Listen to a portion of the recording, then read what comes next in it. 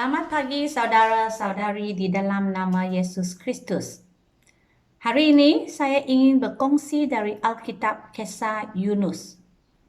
Mungkin sesetengah daripada kamu pernah dengar cerita Yunus di Alkitab. Seekor ikan besar disuruh Tuhan untuk menelan Yunus. Dia tinggal di dalam perut ikan dan berdoa kepada Tuhan selama 3 hari, 3 malam. Ini adalah dicatat di buku Yunus bab 1 ayat 17 hingga bab 2 ayat 1. Cerita ini seolah-olahnya cerita dongeng atau mungkin merupakan suatu persembahan silap mata. Ada yang kata, inilah cerita untuk menghiburkan kanak-kanak sahaja. Tetapi kita sebagai umat Kristian percaya bahawa apa yang difirmankan di Alkitab adalah benar. Sebarang apa yang dicatatkan di dalam Alkitab memang mempunyai tujuan yang khas dan juga adalah pengajaran yang tertentu untuk kita belajar bersama. Jadi marilah kita merenung apa yang kita akan belajar dari kisah Yunus. Buku Yunus ini mengandungi 4 bab dan jumlahnya 48 ayat. Kita mungkin akan habis baca keseluruhan bab-bab ini di dalam tempoh masa 15 minit sahaja. Pengajaran pertama yang kita boleh belajari ialah Tuhan tidak bergembira bila orang buat jahat.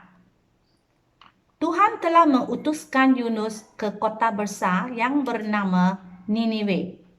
Penduduk-penduduk di kota ini adalah kejam dan banyak melakukan perkara yang jahat.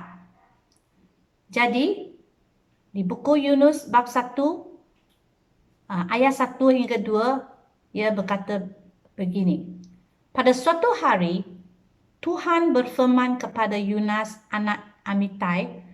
Dia berfirman, pergilah ke Niniwe, kota besar itu, dan kejamlah penduduknya. Aku tahu bahawa penduduknya sangat jahat. Tuhan tidak akan bertolak ansur dengan dosa-dosa orang. Tetapi Tuhan masih mengasihi orang yang berdosa. Tuhan ada belas kasihan terhadap mereka ini. Oleh itu, Tuhan telah berfirman kepada Yunus untuk menyampaikan berita mengenai kemurkaan Tuhan akan bertimbah kepada segala dosa dan kejahatan mereka. Kerana kejahatan manusia akan menghalangi manusia untuk mengetahui ajaran benar tentang Allah. Seperti yang dicatat di dalam buku Roma di Alkitab bab 1 ayat 18, iaitu dari syurga Allah menunjukkan kemurkaannya terhadap segala dosa dan kejahatan manusia. Kerana kejahatan menghalangi manusia untuk mengetahui ajaran benar tentang Allah. Kita harus sentiasa mengingatkan diri pada setiap hari. Kita tidak harus melakukan perkara-perkara yang tidak menyenangkan hati Tuhan, baik di dalam ucapan kita, pemikiran kita, maupun di dalam kelakuan kita. Ini adalah kerana Tuhan tidak bergembira melihat sesiapa yang berbuat jahat dan berdosa. Ini semua bukannya rencana dan kehendak Tuhan, kerana Tuhan itu kudus.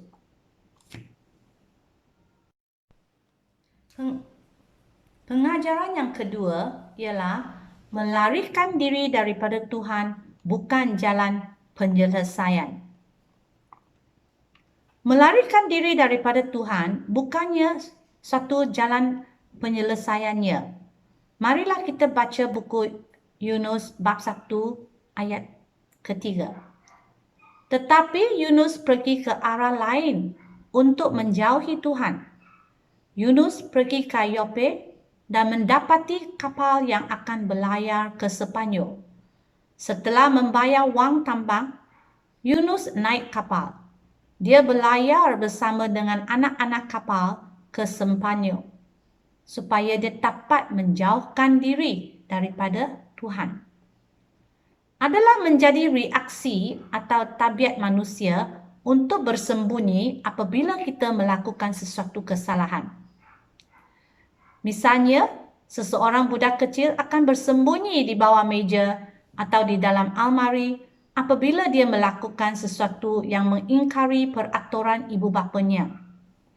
Kita juga selalu melihat di dalam cerita di panggung wayang di mana pencuri-pencuri atau perompak-perompak akan menyembunyikan diri apabila dikejar polis.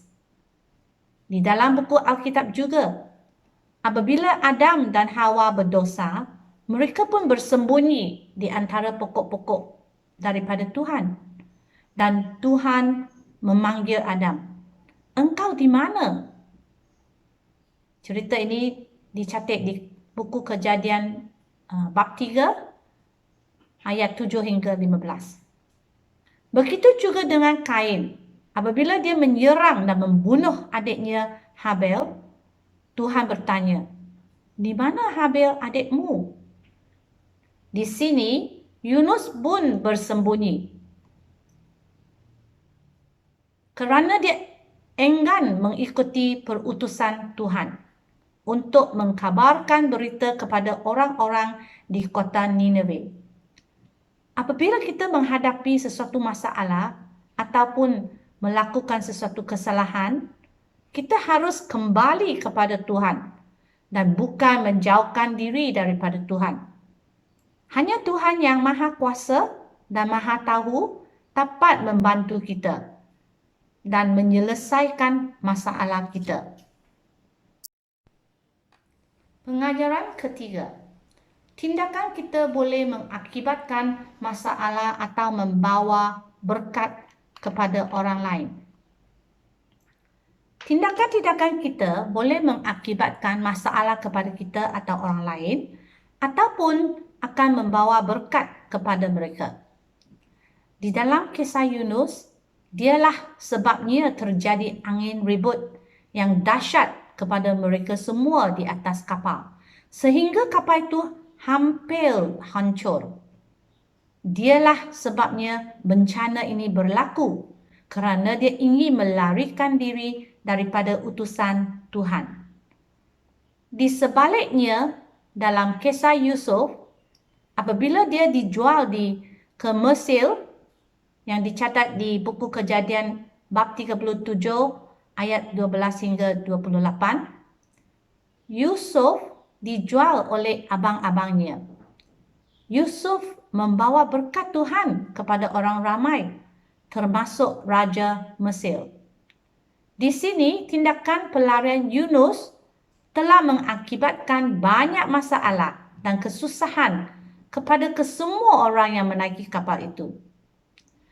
Di Yunus bab 1 ayat 4 hingga ke ayat 5 menyatakan bahawa anak-anak kapal sangat takut dan berteriak-teriak minta tolong dan membuang muatan kapal itu ke dalam laut untuk mengurangi bahaya. Sebab yang utama bencana ini berlaku ialah kerana Yunus melarikan diri daripada Tuhan dan tidak taat pada perintah Tuhan untuk memberitakan kabar kemukaan Tuhan kepada penduduk-penduduk di kota Nineveh itu.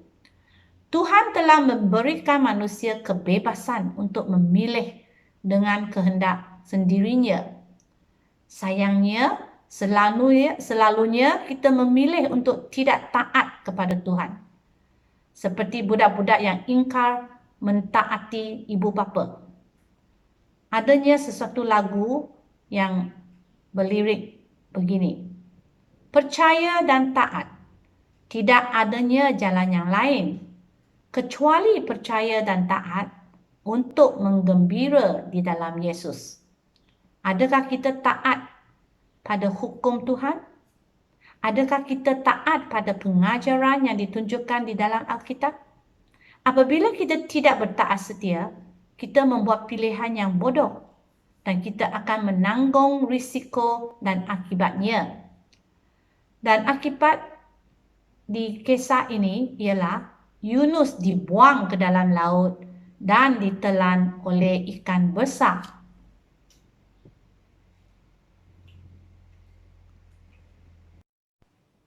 Pengajaran keempat. Tuhan sudi mengampuni orang yang bertaubat. Tuhan sudi mengampuni orang yang bertaubat. Tuhan sudi mengampuni Yunus dan penduduk-penduduk di kota Nineveh. Ingatkah kamu apakah sebab yang sebenarnya Yunus tidak taat pada Tuhan pada awalnya dan tidak ingin pergi ke kota Nineveh? Pada pandangan Yunus, dia inginkan kota itu dihukum Tuhan kerana orang-orangnya kejam dan jahat. Tetapi Yunus juga sedar bahawa Tuhan itu adalah Tuhan yang berbelas kasihan. Tuhan adalah penyayang dan pengasih dan bersabar hati. Yunus tahu Tuhan akan mengampuni orang-orang Nineveh jika mereka sudi bertaubat, seperti yang dicatat di bab 4 ayat kedua. Tuhan berfirman kepada Yunus untuk kali yang kedua. Tuhan berfirman, "Pergilah ke Nineveh, kota besar itu, beritahulah penduduk kota itu perkabaran yang aku berikan kepadamu ini." Oleh itu, Yunus mentaati Tuhan dan pergi ke Nineveh. Nineveh sebuah kota yang sangat besar sehingga memakan masa 3 hari untuk melintasinya dengan berjalan kaki. Tuhan telah menyelamatkan nyawa Yunus. Yunus berdoa dan bertaubat di dalam perut ikan besar selama 3 hari 3 malam. Tuhan tidak berputus asa terhadap Yunus dan orang-orang di Nineveh. Tuhan itu banyak sabar, penyayang dan pengasih. Buku Yunus adalah mengenai kasih Tuhan untuk orang-orang yang berdosa dan telah sesat jalan riwayatnya. Pada kesimpulannya, apabila kita berdosa, kita harus mengingati janji Tuhan di 1 Yohanes bab 1 ayat ke-9. Jika kita mengakui dosa kita kepada Allah, Dia akan menepati janjinya dan akan melakukan apa yang adil. Dia akan mengampunkan dosa kita dan membersihkan kita daripada segala perbuatan yang salah. Marilah kita berdoa.